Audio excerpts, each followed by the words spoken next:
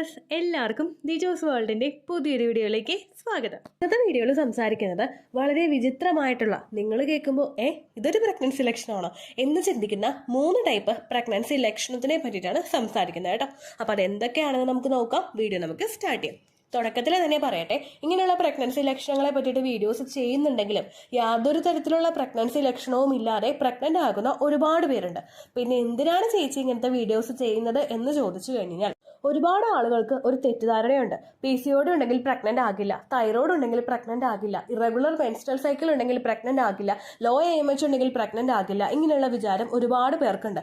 ഒരു അണ്ടവും ഒരു ബീജവും മതി നമ്മൾ പ്രഗ്നന്റ് ആകാൻ. എത്ര PCOD ഉണ്ടെങ്കിലും ദൈവം വിചാരിച്ചു കഴിഞ്ഞാൽ നോട്ടിയിടയിൽ അതങ്ങ് സാധിച്ചെടുക്കും.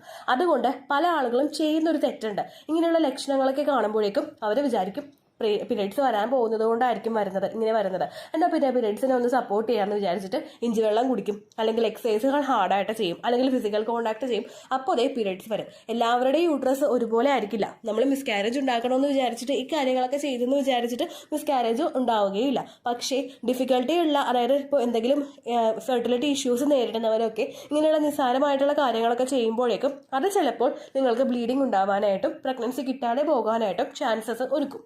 അങ്ങനെയുള്ള ആളുകൾ ഈ ലക്ഷണങ്ങളൊക്കെ ഒന്ന് ശ്രദ്ധിക്കുന്നത് നല്ലതായിരിക്കും. പീരീഡ്സിന് മാത്രമല്ല, പ്രഗ്നൻസി സമയത്തും ഈ ലക്ഷണങ്ങൾ ഉണ്ടാകും എന്നൊരു അവബോധം ഉണ്ടാക്കാൻ വേണ്ടിയിട്ടാണ് ഇങ്ങനെയുള്ള വീഡിയോസ് ഒക്കെ ചെയ്യുന്നത് കേട്ടോ. ഇതിനാരും പേഴ്സണലായിട്ട് എടുക്കണ്ട. വീഡിയോസ് കാണുന്നുണ്ടെങ്കിൽ കാണുക, ജസ്റ്റ് അത് വിടുക.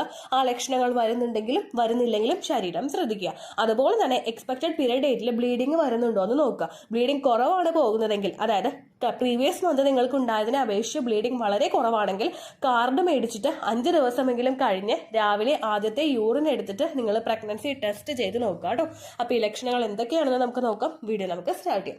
ഏറ്റവും ആദ്യത്തെ 2 ലക്ഷണങ്ങൾ ഉണ്ടാകുന്നത് നിങ്ങളുടെ വായയുടെ അകത്താണ്. ഏറ്റവും ആദ്യത്തേതെന്ന് പറയുന്നത് മോണയ്ക്ക് നമുക്ക് അനുഭവപ്പെടുന്ന വേദന. രണ്ടാമത്തേതെന്ന് പറയുന്നത് മോണയിൽ നമുക്കുണ്ടാവുന്ന ബ്ലീഡിങ്. ഇത് രണ്ടും പല്ലുവേദന ഉണ്ടാകുമ്പോൾ നമുക്കുണ്ടാവുന്ന ലക്ഷണങ്ങളാണ്. ഇത് പ്രഗ്നൻസി ലക്ഷണമാണോ എന്ന് ചോദിച്ചു കഴിഞ്ഞാൽ തീർച്ചയായിട്ടും പ്രഗ്നന്റ് ആകുന്ന സമയത്ത് നമ്മളുടെ ശരീരത്തിലെ ഓരോ ഭാഗത്തും ആ പ്രഗ്നൻസി ഹോർമോൺസ് കൂടുന്നത് കൊണ്ടുള്ള വ്യത്യാസങ്ങളും കുഞ്ഞ് വളരുന്നത് കൊണ്ടുള്ള വ്യത്യാസങ്ങളും കാണാനായിട്ടും നമുക്ക് നേരിട്ട് ഫേസ് ചെയ്യാനായിട്ടും ഒക്കെ സാധിക്കും. ഇവിടെ നമുക്ക് ഗമ്മിൽ പെയിനും ഗമ്മിൽ ബ്ലീഡിങ്ങും ഉണ്ടാകുന്നത് ഇതുപോലെ പ്രഗ്നൻസി ഹോർമോൺസ് ഇൻക്രീസ് ആകുന്നത് കൊണ്ടാണ്. പ്രഗ്നന്റ് ആകുന്ന സമയത്ത് നമ്മളിൽ ഒരുപാട് ഹോർമോൺസിന്റെ ഹൈക്ക് വരുന്നുണ്ട്. നോർമലായിട്ട് പോയിക്കൊണ്ടിരുന്ന വെച്ചാൽ പല ഹോർമോൺസും ഇൻക്രീസ് ആകും, പലതിന്റെ പ്രവർത്തനങ്ങൾ റിഡ്യൂസ് ആകും. ഇങ്ങനെ പല പല ആക്ടിവിറ്റീസ് ശരീരത്തിൽ ഉണ്ടാകുന്നുണ്ട്. നമ്മൾ പ്രഗ്നന്റ് ആകുമ്പോഴുണ്ടാകുന്ന ഹോർമോൺസിന്റെ സർജ് കൊണ്ടും പ്രഗ്നന്റ് ആകുന്ന സമയത്ത് നമ്മളുടെ ശരീരത്തിൽ സംഭവിക്കുന്ന ആ ഒരു ബ്ലഡ് സർക്കുലേഷൻ വർദ്ധിക്കുന്നത്, അതായത് നോർമലി നമുക്ക് എത്രത്തോളമാണോ ബ്ലഡ് സർക്കുലേഷൻ പോകുന്നത് അതിനേക്കാളും കുറച്ചധികം പെർസെൻറ്റേജ് നമ്മളുടെ ശരീരത്തിൽ പ്രഗ്നന്റ് ആകുന്ന സമയത്ത് ബ്ലഡ് സർക്കുലേഷൻ ഇൻക്രീസ് ചെയ്യാറുണ്ട്. ഇങ്ങനെ സർക്കുലേഷൻ ഉണ്ടാകുന്നതിന്റെ ഭാഗമായിട്ട് നിങ്ങളുടെ മോണയും അതുപോലെ ശരീരത്തിലെ ഓരോ അവയവങ്ങളും സെൻസിറ്റീവ് ആയി പോകും. അതായത് ജസ്റ്റ് ഒന്ന് തൊട്ടാൽ തന്നെ വേദന അനുഭവപ്പെടുന്ന ഒരവസ്ഥ, അതാണ് സെൻസിറ്റീവ് ആവുക. അങ്ങനെ ആവുന്നതിന്റെ ഭാഗമായിട്ടും നിങ്ങൾക്ക് മോണയിൽ വേദനയും അതുപോലെ ഗമ്മില് ബ്ലീഡിങ്ങും ഉണ്ടാകാനായിട്ട് ചാൻസ് ഉണ്ട്. അതുപോലെ തന്നെ പ്രഗ്നന്റ് ആകുന്ന സമയം നമ്മളുടെ ശരീരത്തിലെ ക്യാവിറ്റീസ് കൂടുതലായിട്ട് ഫോം ചെയ്യാനായിട്ട് ചാൻസ് ഉള്ള സമയമാണ്. അതുപോലെ പല്ലിൽ ഇടയ്ക്കിടയ്ക്ക്, നമ്മൾ ക്യാവിറ്റി എന്ന് പറയുമ്പോൾ നിങ്ങൾക്ക് മനസ്സിലായിട്ടുണ്ടാകും, പല്ലിൽ ഇടയ്ക്കിടയ്ക്ക് കേടുണ്ടാവുക. അപ്പോൾ അങ്ങനെയൊക്കെ ഉണ്ടാവുന്ന സമയത്ത് കേട് ഓൾറെഡി പല്ലിലുണ്ടെങ്കിൽ അത് കുറേയും കൂടി അതിന്റെ സിറ്റുവേഷൻ വേഴ്സ് ആവാനായിട്ട് പ്രഗ്നൻസി സമയത്ത് ചാൻസ് ഉണ്ട്. അപ്പോൾ അതുകൊണ്ട് അങ്ങനെയൊക്കെ ഉള്ളവർക്കൊക്കെ എന്ന് പറയുന്നത് പ്രഗ്നൻസി സമയത്ത് ബ്രഷ് തൊടുമ്പോൾ തന്നെ വായിൽ വേദന ഉണ്ടാകും, അല്ലെങ്കിൽ ബ്ലീഡിങ് വരും. ഇപ്പോൾ നമ്മൾ ബ്രഷ് ചെയ്യണ്ട, എന്തെങ്കിലും ഭക്ഷണം കഴിക്കുമ്പോൾ തന്നെ പല്ലിലെ വേദനയും അസ്വസ്ഥതയും ഉണ്ടാവുക, തണുത്ത വെള്ളമൊന്നും വായിലോട്ട് കടക്കാനേ പറ്റാത്ത ഒരു സിറ്റുവേഷൻ ഉണ്ടാവുക, അതെല്ലാം നമുക്ക് കൂടി കൂടി വരാനായിട്ട് ചാൻസ് ഉണ്ട്. ഇപ്പോൾ പ്രഗ്നൻസിയുടെ ആ ഹോർമോൺ സർജ് കൊണ്ടും അതുപോലെ ബ്ലഡ് സർക്കുലേഷൻ കൂടിയത് കൊണ്ടുമാണ് നിങ്ങൾക്ക് ഇങ്ങനെ അനുഭവപ്പെടുന്നതെങ്കിൽ അത് ഒരു സെക്കൻഡ് ട്രൈമസ്റ്റർ ഒക്കെ ആകുമ്പോഴേക്കും കുറച്ചൊന്ന് കുറയും. അതുപോലെ ഡെലിവറി ആയി കഴിഞ്ഞിട്ട് ഒരു 2 മാസമൊക്കെ കഴിയുമ്പോഴേക്കും കംപ്ലീറ്റ് ആയിട്ട് ആ സിറ്റുവേഷൻ ക്യൂർ ആകും. എന്നാൽ നേരെ മറിച്ച് പല്ലിൽ കേടുള്ളത് കൊണ്ടാണ് അത് വന്നതെങ്കിൽ ആ സിറ്റുവേഷൻ കുറച്ചങ്ങോട്ട് വേഴ്സ് ആയി പോകാനായിട്ട് ചാൻസ് ഉണ്ട്. അപ്പോൾ അതുകൊണ്ട് ആ ഒരു കേട് മാറ്റി കഴിഞ്ഞിട്ട് നിങ്ങൾ മുമ്പോട്ട് പോയി കഴിഞ്ഞാൽ പിന്നെ ആ വേദനയൊക്കെ കുറയുള്ളൂ കേട്ടോ. പ്രഗ്നൻസി സമയത്ത് നമ്മൾ മസ്റ്റായിട്ട് കൺസിഡർ ചെയ്യേണ്ട ഒരു കാര്യമുണ്ട്. ഞാൻ പറഞ്ഞതുപോലെ ഓൾറെഡി നമുക്ക് പല്ലിൽ കേടൊക്കെ ഉണ്ടാവാനായിട്ട് ചാൻസ് ഉള്ള സമയമാണ്. ഇൻ കേസ് നിങ്ങളുടെ പല്ലിൽ കേടുണ്ടെങ്കിൽ അതൊന്ന് റിമൂവ് ചെയ്യുക കേട്ടോ. ഇംപ്ലാന്റേഷൻ നടക്കുന്നതിന് മുൻപുള്ള സമയത്ത് നിങ്ങളത് ചെയ്യുന്നതായിരിക്കും നല്ലത്. കാരണം ആ ഒരു സമയത്ത് ഇംപ്ലാന്റേഷനിൽ നിങ്ങൾക്ക് പ്രഗ്നൻസി സക്സസ്ഫുൾ ആയിട്ടുണ്ടെങ്കിൽ പിന്നീട് അങ്ങോട്ടേക്ക് നമുക്ക് ആ ഒരു കേട് വരുന്ന സമയത്ത് പല്ല് പറിക്കാനും ഒക്കെ മറ്റും വേണ്ടിയിട്ട് അൺവാണ്ടഡ് ആയിട്ട് നമുക്ക് അനസ്തേഷ്യ എടുക്കേണ്ടതായിട്ട് വരും. നമ്മൾ നേരത്തെ തന്നെ തീരുമാനിച്ചു കഴിഞ്ഞാൽ ആ സിറ്റുവേഷൻ നമുക്ക് മാറ്റാനായിട്ട് സാധിക്കുമായിരുന്നു. അങ്ങനെയുള്ള കാര്യങ്ങൾ നിങ്ങൾ കൃത്യമായിട്ട് ആ സിറ്റുവേഷനൊക്കെ മാറ്റാനായിട്ട് ശ്രദ്ധിക്കുക കേട്ടോ. അതുപോലെ തന്നെ പല്ലിലെ വേദനയും ബുദ്ധിമുട്ടും ഒക്കെ അനുഭവപ്പെടുമ്പോഴേക്കും ആ വേദന കൺട്രോൾ ചെയ്യാൻ വേണ്ടിയിട്ട് നിങ്ങൾ പെയിൻ കില്ലേഴ്സ് ഒരുപാട് ഉപയോഗിക്കാനായിട്ട് പാടില്ല. ഒരു ഡെന്റിസ്റ്റിനെ കണ്ടിട്ട് ഈ ഒരു സിറ്റുവേഷൻ ഉണ്ടെങ്കിൽ അത് പറഞ്ഞതിന് ശേഷവും നിങ്ങൾ പ്രഗ്നന്റ് ആണെന്നുള്ള കാര്യം റിവീൽ ചെയ്തതിന് ശേഷം മാത്രമേ മെഡിസിൻ എടുക്കാൻ പാടുള്ളൂ. നേരത്തെ ഡോക്ടറെ കണ്ട് മേടിച്ചു വെച്ചിട്ടുള്ള മെഡിസിനോ മെഡിക്കൽ സ്റ്റോറിൽ നിന്ന് മേടിക്കുന്ന മെഡിസിനോ ഡയറക്റ്റ് ആയിട്ട് ഇംപ്ലാന്റേഷൻ നടക്കുന്ന സമയത്തോ പ്രഗ്നൻസി പോസിറ്റീവ് ആകുന്ന സമയത്തോ യൂസ് ചെയ്യാനായിട്ട് പാടില്ല കേട്ടോ. രണ്ടാമത്തെ പ്രഗ്നൻസി ലക്ഷണം എന്ന് അനുഭവപ്പെടുന്നത് നമ്മളുടെ ആ ഒരു ഇരിക്കുന്ന പോർഷൻ, നമ്മുടെ ബട്ടോക്സ് ഏരിയയിലാണ് ഈ ഒരു വേദന നമുക്ക് അനുഭവപ്പെടുന്നത്. ഇത് പ്രഗ്നൻസി ലക്ഷണമാണോ എന്ന് ചോദിച്ചു കഴിഞ്ഞാൽ തീർച്ചയായിട്ടും അതെ, ഇത് ഒരു പ്രഗ്നൻസി ലക്ഷണമാണ്.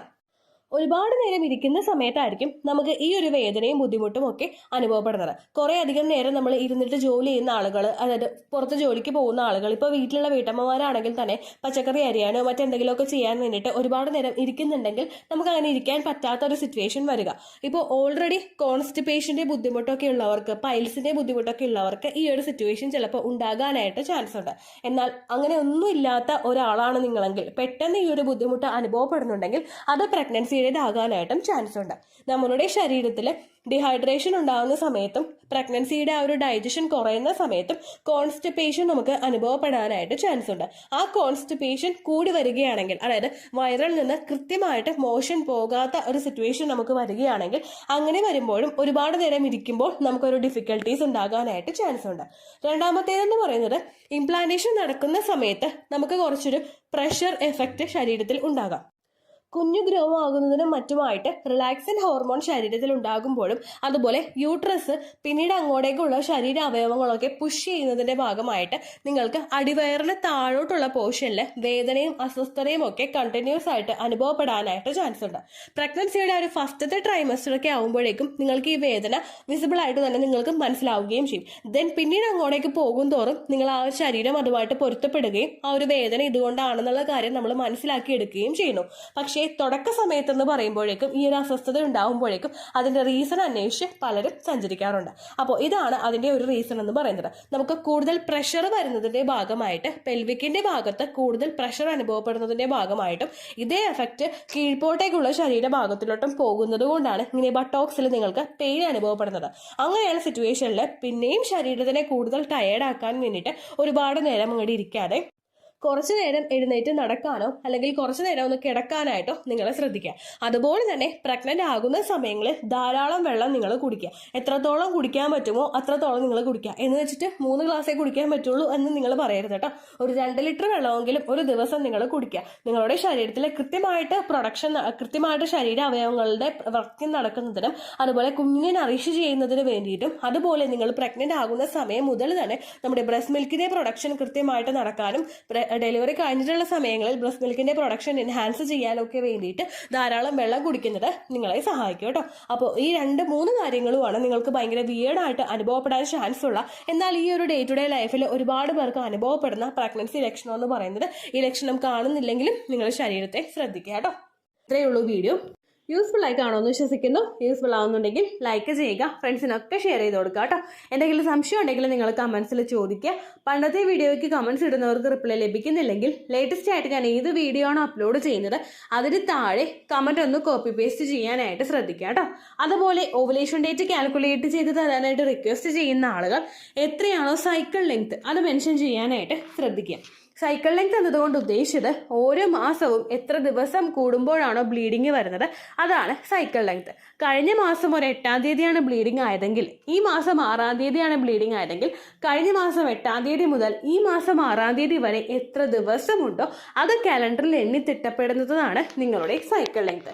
സൈക്കിൾ ലെങ്ത് നമ്മൾ കൃത്യമായിട്ട് കാൽക്കുലേറ്റ് ചെയ്യുകയാണെങ്കിൽ ഓവുലേഷൻ ഡേറ്റ് എളുപ്പത്തിൽ കണ്ടുപിടിക്കാൻ വേണ്ടിയിട്ട് ഒരുപാട് ആപ്ലിക്കേഷൻസും ഒരുപാട് ഓൺലൈൻ ആയിട്ടുള്ള വെബ്സൈറ്റുകളും ഇന്ന് നമുക്ക് അവൈലബിൾ ആണ്. പ്ലേ സ്റ്റോറിൽ പോയിട്ട് ഓൺലൈൻ ഓവുലേഷൻ ട്രാക്കർ എന്ന് ടൈപ്പ് ചെയ്ത് കഴിഞ്ഞാൽ നിങ്ങൾക്ക് അതുമായിട്ട് ബന്ധപ്പെട്ടിട്ടുള്ള ആപ്ലിക്കേഷൻസ് കിട്ടും.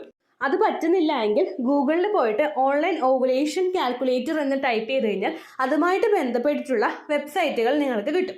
അതിൽ നിങ്ങളുടെ ലാസ്റ്റ് മന്തിലെ മെൻസ്ട്രേഷൻ്റെ ഡേറ്റും ഒപ്പം ഞാൻ ഈ പറഞ്ഞ രീതിക്ക് നിങ്ങൾ കാൽക്കുലേറ്റ് ചെയ്യുന്ന സൈക്കിൾ ലെങ്ത്തും എൻ്റർ ചെയ്ത് കൊടുക്കുകയാണെങ്കിൽ നിങ്ങൾക്ക് കൃത്യമായിട്ട് ഓവുലേഷൻ ഡേറ്റ് കണ്ടുപിടിക്കാനായിട്ട് സാധിക്കും. ഫെർട്ടൈൽ ടൈം പീരീഡും നിങ്ങൾക്ക് കിട്ടും. അതായത് എത്ര ദിവസം മുതൽ കോൺടാക്ട് ചെയ്ത് തുടങ്ങിക്കഴിഞ്ഞാൽ നിങ്ങൾ പ്രഗ്നൻ്റ് ആകും എന്നുള്ളൊരു ഡേറ്റും നിങ്ങൾക്ക് പ്രോപ്പറായിട്ട് കിട്ടും കേട്ടോ. ഇത് കാൽക്കുലേറ്റ് ചെയ്യുന്ന സമയത്ത്, സൈക്കിൾ ലെങ്ത് കാൽക്കുലേറ്റ് ചെയ്യുന്ന സമയത്ത് നിങ്ങളുടെ ആ ഒരു കലണ്ടറിൽ നോക്കി തന്നെ നിങ്ങൾ കാൽക്കുലേറ്റ് ചെയ്യുക. പല മാസങ്ങളിലും 30-31 ദിവസമുണ്ട്, അതുകൊണ്ടാണ് അങ്ങനെ പറഞ്ഞത്. ഒപ്പം നിങ്ങൾക്ക് ബ്ലീഡിങ് തുടങ്ങിയ ദിവസത്തിന് വേണം നിങ്ങൾ ഡേ 1 ആയിട്ട് എടുക്കാൻ വേണ്ടിയിട്ട്. സ്പോട്ടിങ് തുടങ്ങിയ ദിവസത്തിനെ, അതായത് ചെറുതായിട്ട് ഡിസ്ചാർജ് പോയി തുടങ്ങിയ ദിവസത്തിനെ നിങ്ങൾ കൺസിഡർ ചെയ്യേണ്ട ആവശ്യം ഇല്ല കേട്ടോ. അപ്പോൾ ഇത്രയേ ഉള്ളൂ വീഡിയോ. അടുത്തൊരു വീഡിയോ ആയിട്ട് നമുക്ക് വീണ്ടും കാണാം. ബൈ.